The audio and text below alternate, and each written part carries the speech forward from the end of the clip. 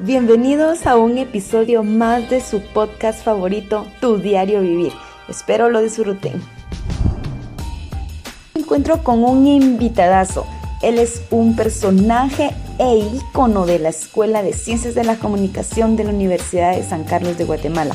Él es el licenciado Jorge Molina. Lic, quisiera saber qué significado tiene para usted la Escuela de Ciencias de la Comunicación. Realmente todo.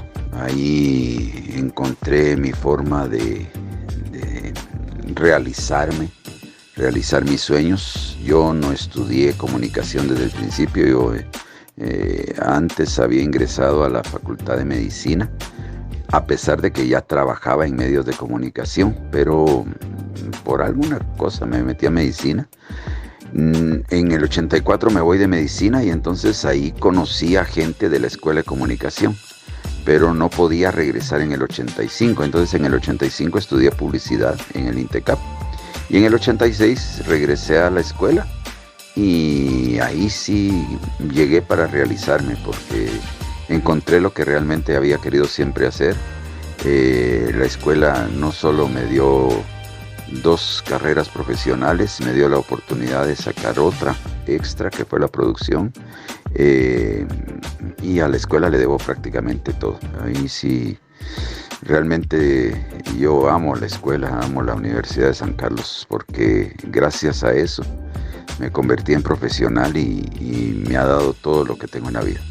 Lic, ¿cuánto tiempo tiene de laborar como docente en la escuela? Como docente, a mí la escuela me dio una beca para ir a estudiar producción cinematográfica y la condición era que al regresar tenía que dar clases de ese tema de producción en cine. Y di del 90 al 97. Ahí me fui y regresé en el 2007 para ahora. O sea, tengo 14 años ahora, en la segunda época, digamos. Ese es el tiempo que tengo y esos son los cursos que doy. Como sabemos, el licenciado actualmente es un docente de la Escuela de Ciencias de la Comunicación. ¿Nos podría compartir qué cursos son los que imparte actualmente? Imparto 6 cursos por año. Los 3 cursos que doy en el primer semestre, digamos, es periodismo televisivo para quinto periodismo, tanto en la noche como en el PAD, y teoría política para el noveno semestre. Los 3 cursos del semestre impar o del segundo semestre del año doy administración de medios informativos, tanto en la noche como en PAD, también para sexto periodismo, y en el 10º semestre doy análisis comparativo de sociedades capitalistas y socialistas. Les cuento que el licenciado Molina fue muy activo en su tiempo de estudiante. Participó en huelgas, en toma de edificios y muchas cosas más. Lic, ¿nos podría compartir un poco de su experiencia? Yo siempre he tenido una participación política muy activa. Yo pertenecía, cuando estaba en la Facultad de Medicina, pertenecía a un grupo político que se llamaba MEM. En el 84, en agosto del 84, ingresaron las fuerzas de seguridad clandestinas del gobierno a la universidad. Nos tomaron por asalto a quienes teníamos algún tipo de participación política, y eso nos complicó mucho el proceso. Sin embargo, ahí conocí mucha gente. Dentro de los que conocí a uno de los líderes de este grupo firme de la Escuela de Ciencias de la Comunicación, Servio Eduardo Suárez, y él fue el que realmente me llevó después a la escuela. Cuando yo entro a la escuela me volví afín, no parte de, porque precisamente por todos los problemas que yo había tenido en la participación política del 84 y que nos llegaron a sacar y toda la cosa estuvo muy, muy serio. Yo no me quería comprometer participando en otro grupo activamente inscrito, pero sí trabajaba para ellos, trabajaba con ellos, los apoyaba en cuestiones ideológicas y de actividades. Era parte del subhonorable de la escuela, eso sí, siempre, desde que llegué. Y en algún momento este grupo firme, que era un grupo muy reivindicativo, muy de pelear por los derechos del estudiantado, ya no cabíamos en FPEM, ya no cabíamos en las aulas, recibíamos clases la mitad de pie y la otra mitad sentados en clases que se nos inundaban cuando era época de lluvia o que se convertían en un asador en época seca. Entonces se empezó a solicitar por la vía diplomática administrativa que se nos diera el edificio de bienestar estudiantil porque se mantenía vacío, no lo ocupaba nadie más que la gente que llegaba al tercer nivel. Y siempre nos daban largas. Entonces en algún momento lo que terminamos haciendo es que alguien de firme dijo, bueno, mucha, es momento de actuar, entonces actuemos. Y nos convocaron para ver quiénes nos animábamos a ir a la toma del edificio. Según dicen, éramos como 19, 20 y tantos, algo así, y nos fuimos y lo tomamos. Y a mí solo me dijeron, ¿te apuntas? Dije que sí, y nos apuntamos. Y esos días realmente fueron días maravillosos.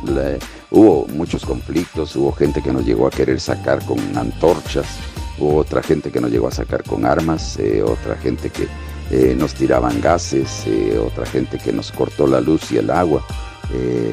Pero realmente nosotros la pasamos bien ahí adentro, resistimos, lo hicimos bien, con mucha convicción. En el día nos turnábamos para salir algunos a nuestras casas a bañarnos, a cambiarnos y regresar lo más pronto posible. Lo hacíamos por turnos y que casi no se notaba cuando alguien salía o entraba, para evitar que supieran cuántos éramos exactamente y quiénes estábamos adentro.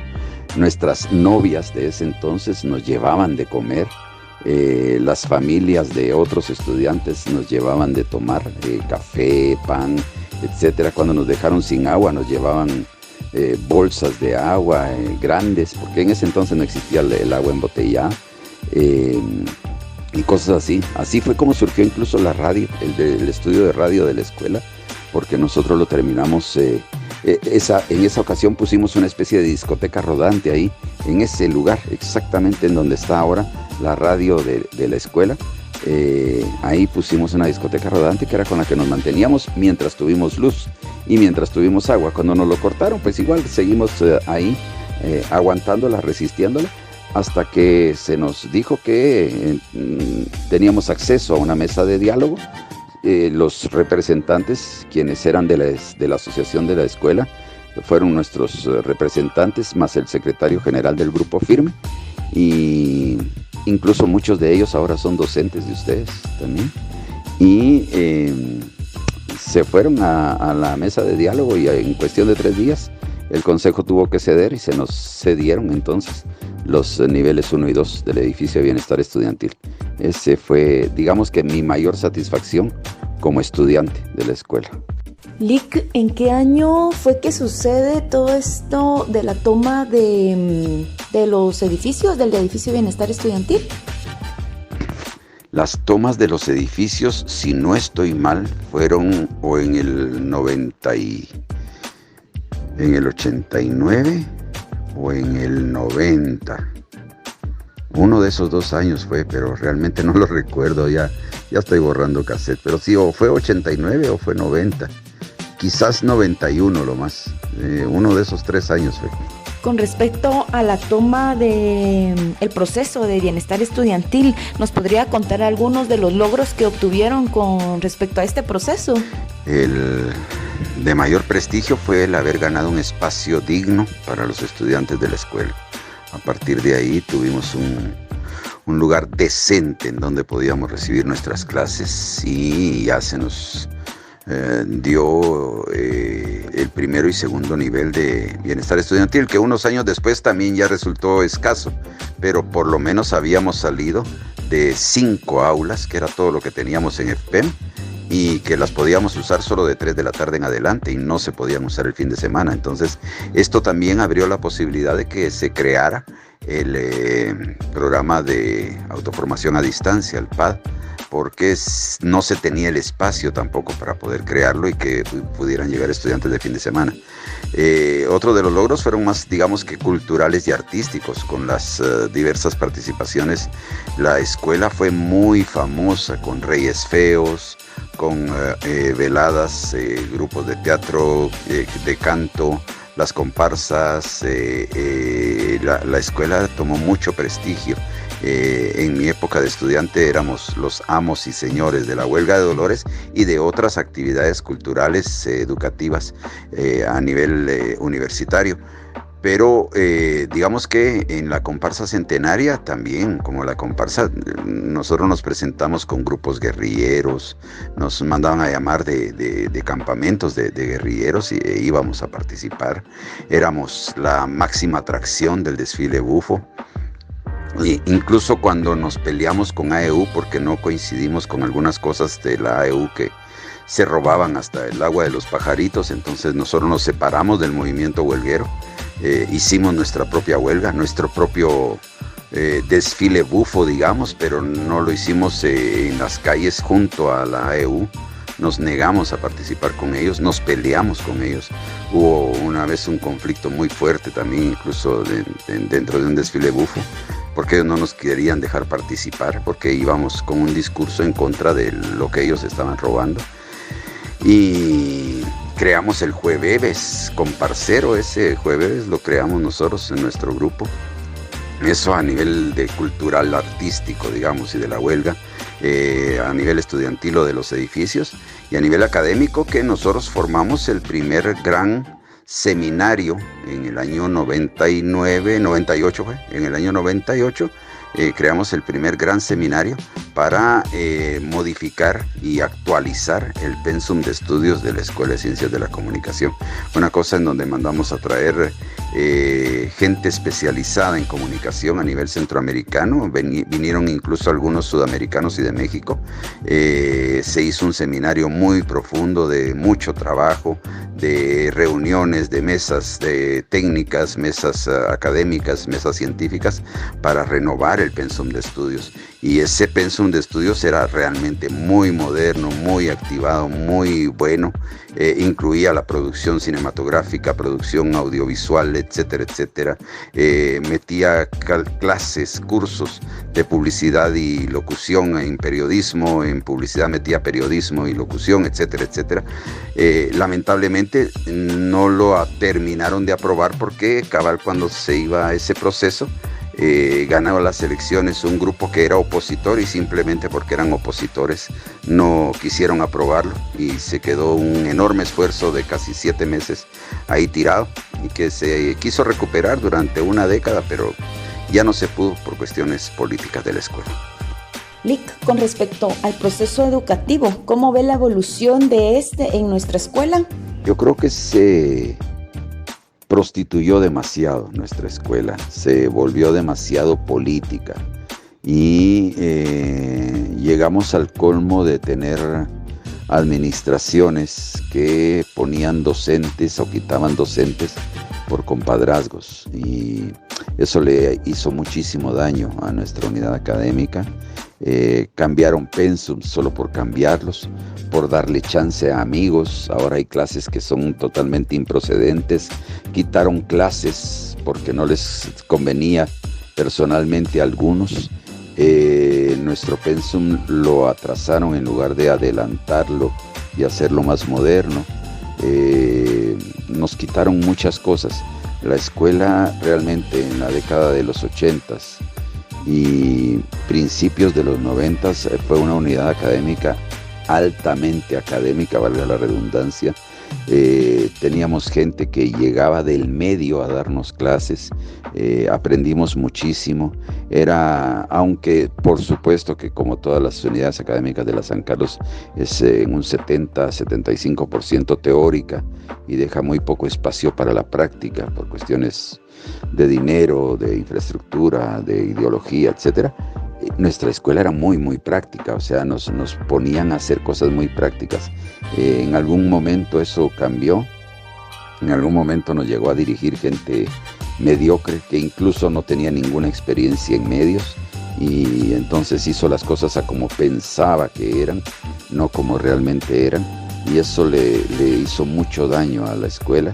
Nos retrasó, nos estancó y creó una línea de trabajo administrativa académica que no es la más correcta, es una línea en donde los docentes o muchos de los docentes que llegan a dar clases a la escuela es porque tienen algún tipo de compadrazgo y no porque tengan por lo menos experiencia de haber trabajado en algún medio, no porque tengan una expertise en algún tipo de tema, sino simplemente porque son amigos de o son enemigos del otro, entonces por eso les dan chance, etcétera, etcétera.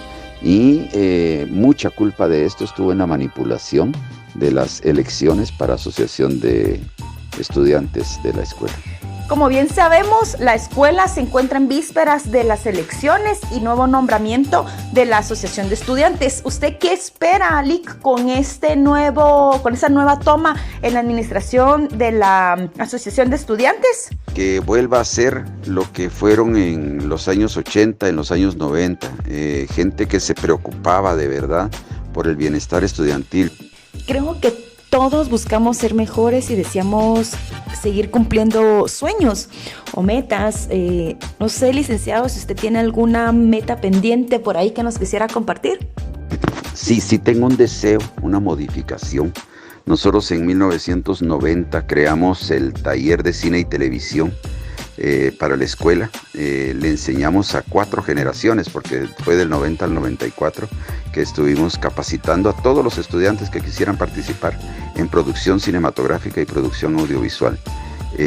¿Y este sueño o esta meta, cómo lo piensa hacer realidad? ¿Ya tiene algún plan, algún diseño o algo que ya tenga preparado?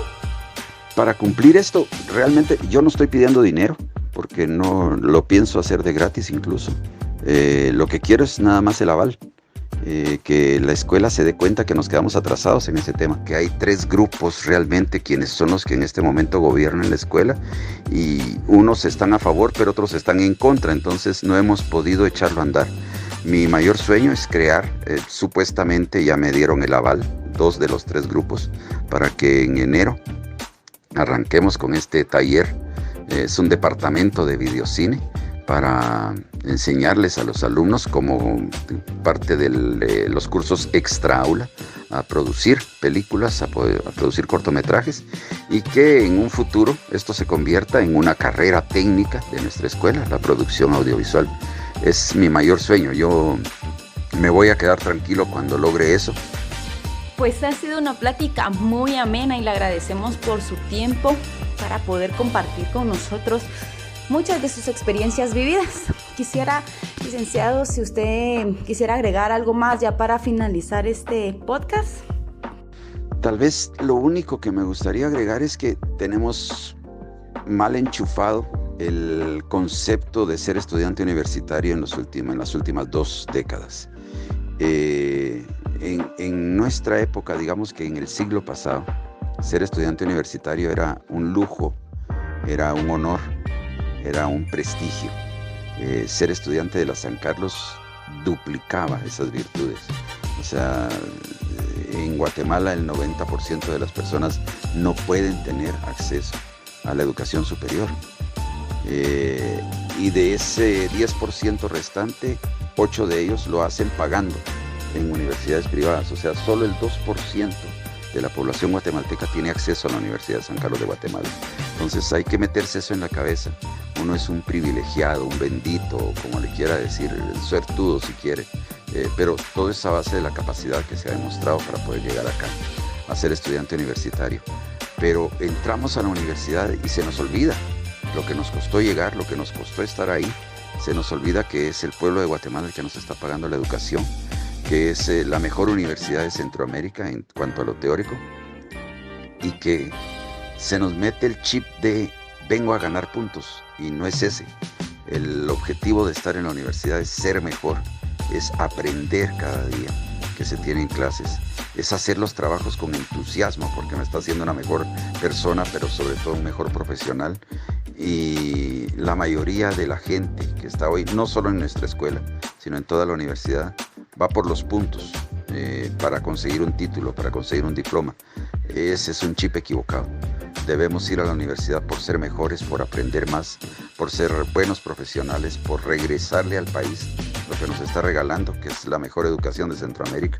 Y cuando cambiemos ese chip, vamos a tener mejores profesionales y mejores seres humanos. Bueno, entonces con esto finalizamos. Ha sido un gran privilegio contar con la presencia del licenciado Molina en este espacio. Espero hayan disfrutado y la hayan pasado muy bien como yo acá en este momento.